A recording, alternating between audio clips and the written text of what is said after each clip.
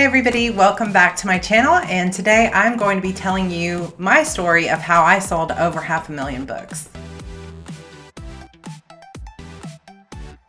Okay, so this is a very interesting topic and something that I really probably could talk about for a really long time, but I'm going to try to just touch on the basics because I'm going to be starting a series today talking all about how to build an anchor series, because this is the number one strategy, the number one thing that led to me selling well over 500,000 books. I don't have an exact number right now because I need to do all of last year's sales and early this year, but it's somewhere around 650,000 books that I have sold in my career since 2010. And as the time of this recording, it is March of 2018. So in less than 7.5 years, or about 7.5 years, I have sold well over 500,000 books, and I'm going to give you my top strategies on just how I did that. So number one most important thing that I did, and this wasn't even something that I did strategically necessarily, it was just something I did because it was what I wanted to write at the time, but I stuck to one series,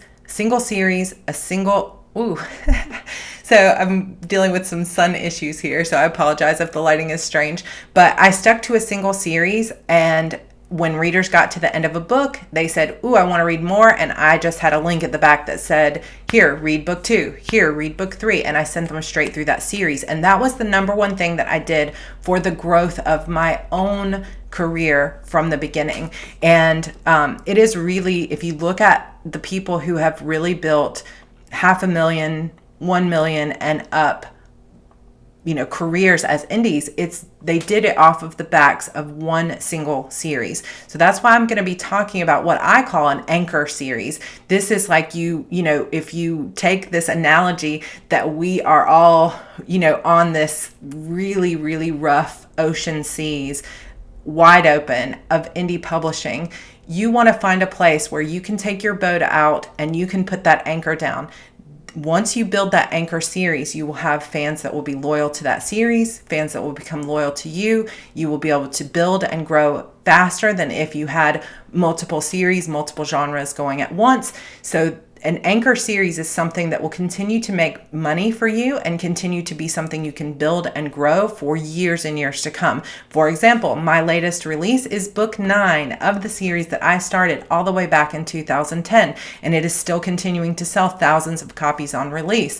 That is because I have built that one series over time, and I'm continuing to bring in new readers to book 1 all the time. So tip number 1 of how I sold more than 500,000 books is that I wrote in a single series, at least to begin my career. This is crucial. Number 2, I had not only writing in a single series, because there are lots of people that will write in single series and then popcorn books in between.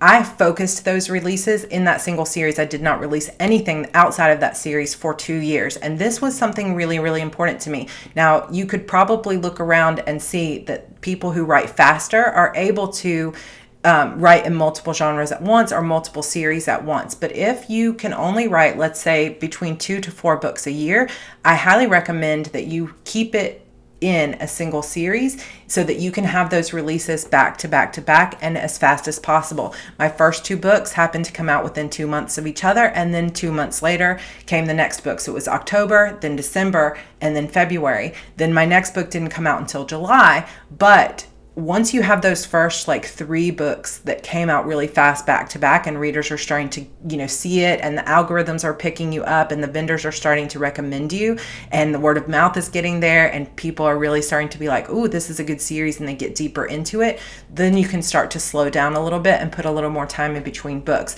But this is another thing that I sort of stumbled upon because I was just having so much fun writing the series that it was coming out of me very quickly at the beginning. So it was an accident, but it was a happy accident. And I really say that I built my career on that accident of those fast releases. And now you see a lot of people, sorry if you can hear that, a helicopter just went by, so I'm having all kinds of little issues here. But you see a lot of people releasing books very quickly, and some a lot faster than 2 months apart. You see some people starting to launch their career with 3 weeks in between. But I will just stick to the basics here, which is single series, focused, and somewhat relatively quick releases. Another thing I did to help sell 500,000 books was I had very clear branding. Now, in the beginning, I started with the first 3 books, had a very simple, plain geometric kind of looked. There are cheerleaders in my young adult series, and so it looked like the front of a cheerleader's uniform, and they were black and blue, but they were very easy to see. This is part of a series 1, 2, 3. Now, once I got a little bit more into the indie career and I started to see what other people's covers looked like and stuff, I spent a little bit more money and I optimized those covers. But I did start with very clear branding. You could tell they were all in a series. But as I learned more, I optimized. So I changed my branding to a picture, which something that was kind of trending in YA at the time was a picture of a girl on the cover. So it was kind of a face shot of a girl. And I had, my name was very small, but you could see the title, and it was very clear to see that if, somebody was looking in a row of books on Amazon in thumbnail, it was very easy to see that these books belong together. So that very clear branding. And I'm going to talk a lot more about this in my next video. But once I got 8 books in, I decided, a couple years ago to change my branding once again to continue to optimize. I changed it where my name was uniform across all, and you could read it and see it very clearly. The color scheme of all of them is tight branding, and I'll talk about how to brand better. But the key is that I not only branded really well so that at a glimpse you could see these were together, but I also continued to optimize. It wasn't like I changed covers every year, but I continued to get better. I continued to put more of an investment into my covers over time. And that was very important for me. Another word about branding for my particular series was, I had that series title, but also my titles of the books built so that it was very easy to see that they belonged together. Beautiful demons, inner demons, bitter demons, what I call like a titling convention. So if you look at somebody like Nora Roberts, her In Death series, her J.D. Robb series, it's like naked in death, buried in death, I don't know, everything you can imagine in death. And so it's easy to see when you look for those titles. You look for the In Death, and there you're going to get the Eve Dallas series.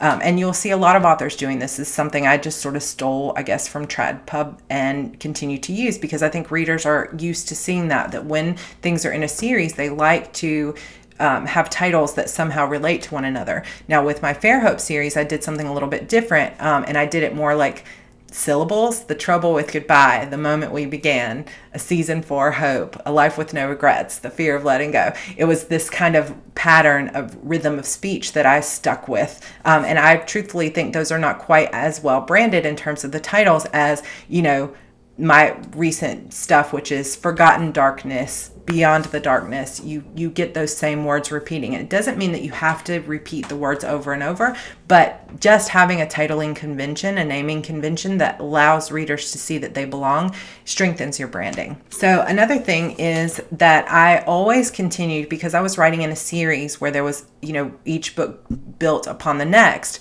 I was constantly pushing people to book 1 because that was the intro to my series. It's kind of like you wouldn't tell people to pick up Game of Thrones if they wanted to watch the TV show. You wouldn't say, start with season 6.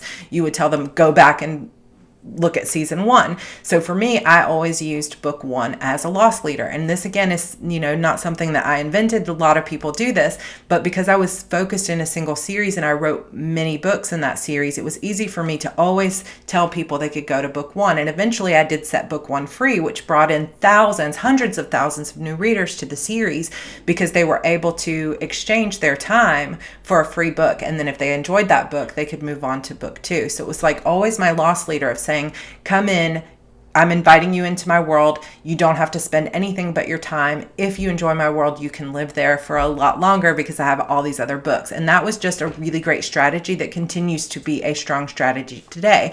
Even if you don't want to set your first book free, I highly recommend always using that first book as a loss leader. So let's say you're releasing your books at $3.99.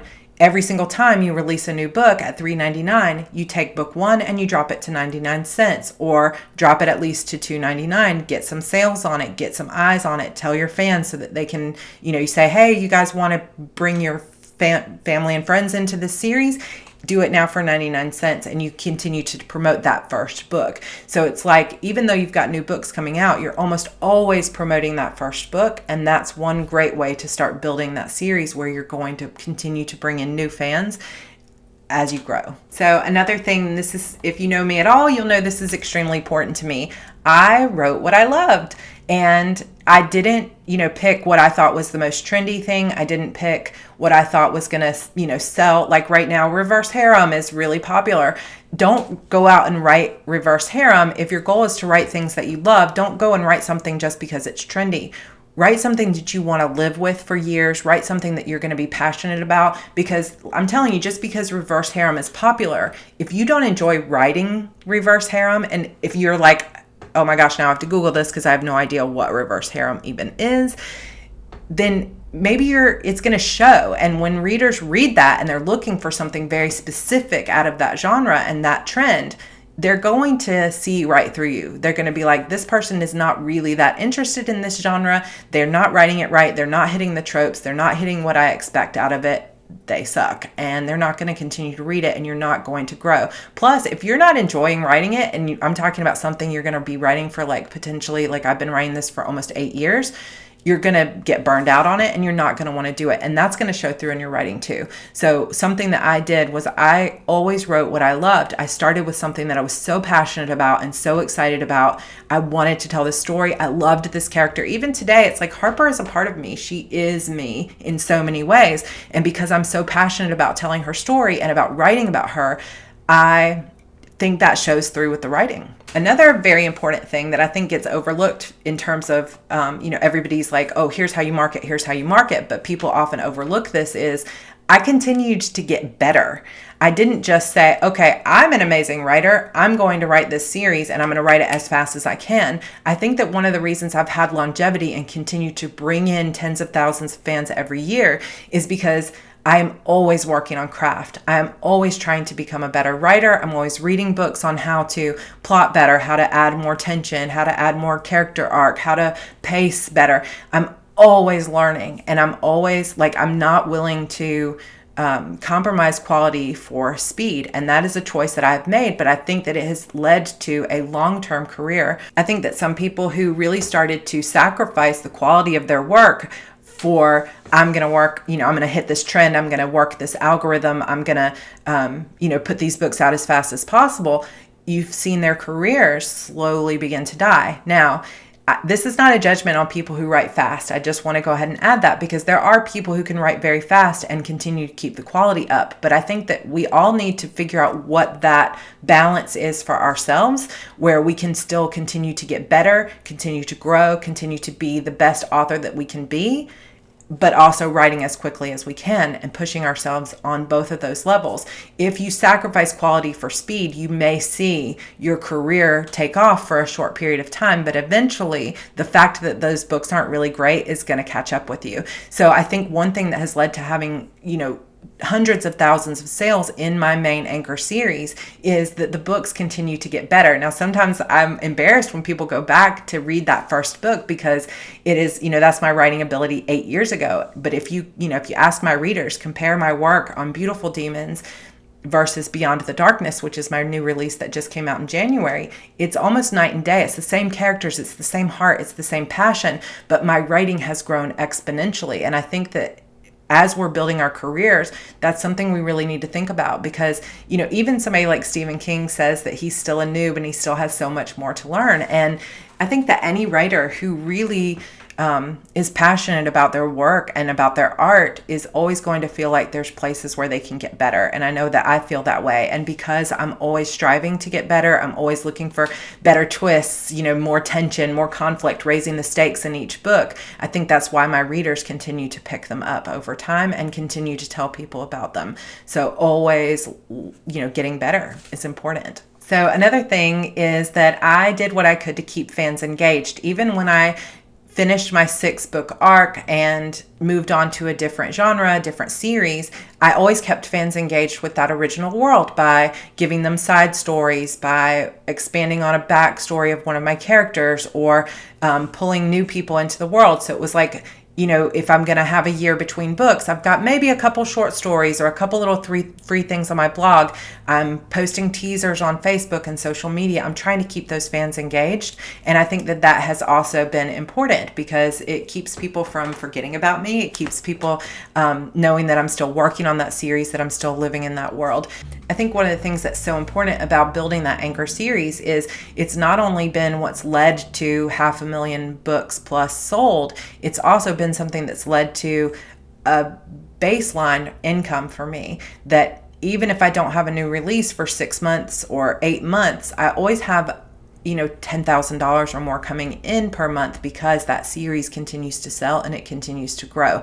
So these are my biggest tips on how I built a career with over 500,000 sales. Single series, focused releases, always pushing people back to that first book, writing what I love, continuing to get better, and keeping the fans engaged. These are the most important things. Now, over the course of the next few weeks, I'm going to give you a series of videos on how to build an anchor series. So look for those. We're going to talk about genre. We're going to talk about branding. We're going to talk about cover art, all those things that go into making a really great series that's going to sell not just short term, but also for years and years to come. All right, guys, so that's it for today. That is how I basically built a series and a career with over 500,000 sales. I hope this has helped you, and if it has, please go ahead and subscribe below. Hit the notification bell so that you'll get a notification immediately when these new anchor series videos go up. Also, I hope that you'll give me a thumbs up, and in the comments below, let me know which one of these tips resonated the most with you. All right, guys, I will see you in my next video. Bye.